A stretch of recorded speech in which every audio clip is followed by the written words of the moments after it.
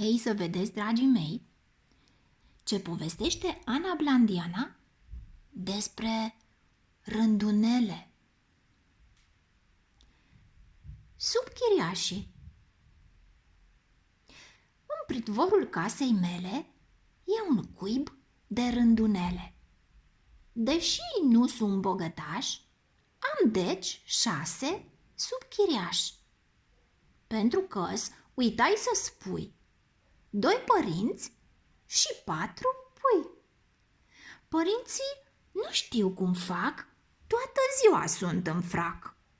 Chiar și dimineața zboară, doar în ținută de seară. Vrăbiile-i cam bârfesc, ci că prea se grozăvesc. Dar eu, drept să spun, o iert, sunt în haine de concert. Puii văd ieșind în prag, 4 guri deschise larg, încât chiar mă preocup. Ciocurile au și trup? Ba, mă întreb și alte fleacuri. Trupurile au și fracuri? Mor de curiozitate până aflu câte toate. Dar m-o lămuri ușor la prima lecție de zbor.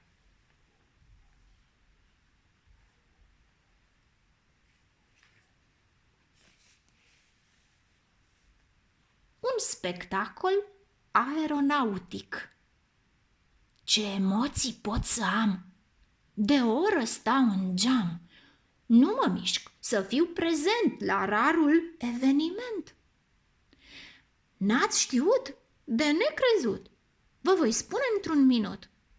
Mă mir că n-aveți habar, s-a anunțat și în ziar. În dreptul ferestrei mele e un cuib cu rândunele, unde locuiesc cumilți 4 pui și 2 părinți. La început erau doar 2 rândunele, restul ouă, care au devenit dibace, 4 pui, restul găoace. De fapt, fără echivocuri, erau numai 4 ciocuri, 4 pliscuri albe care, după o lună de mâncare, au descoperit deodată că au și aripi de zburat. Afirmația e ușoară, însă oare cum se zboară?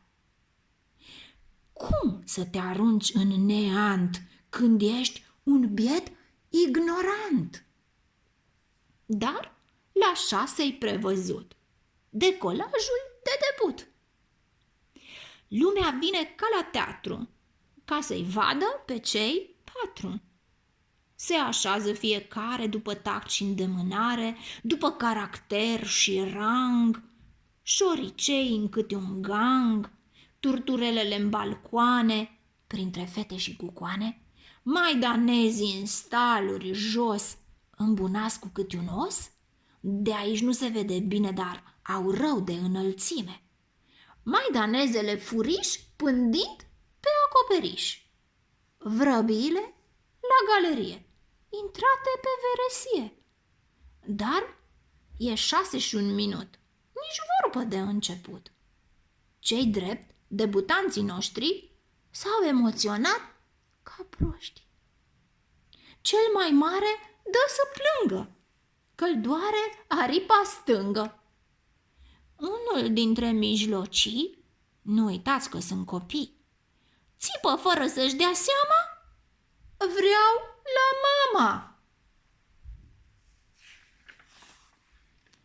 Pe când celălalt susține, și-a pierdut orice rușine, că simte ceva în burtă și o aripă-i mai scurtă. Ultimul, mai pricăjit, cu o voce de soprană, zice că i-a amorțit o pană. Părinții îmbrăcați în frac Tineri sunt, au și ei trac. Le dau sfaturi de pe tușă. Au adus și o mătușă. Le dau ghionturi, indicații, fac picaje, acrobații. Dar puii nu s-au decis să se arunce în abis. Publicul, în număr mare, și-a pierdut orice răbdare. Este 6:15, dar nici un eveniment. Vrăbile diversioniste suflă zvonuri pesimiste, că adică se amână cel puțin cu o săptămână. Însă mie nu-mi convine să ne facem de rușine și îmi vine la repezeală o idee genială. Pe Arpagic îl convoc și, pis, îi spun pe loc planul meu fără perdea. Totul numai la ureche. El înțelege ce vreau și intonează un miorlau, prelung, amenințător, cel mai bun îndemn de zbor. Inutil să vă rezum cum s-a întâmplat și cum cei 4, fără ocol, și-au lăsat culcușul gol. Și zbughind-o în zenit, zburători s-au pomenit.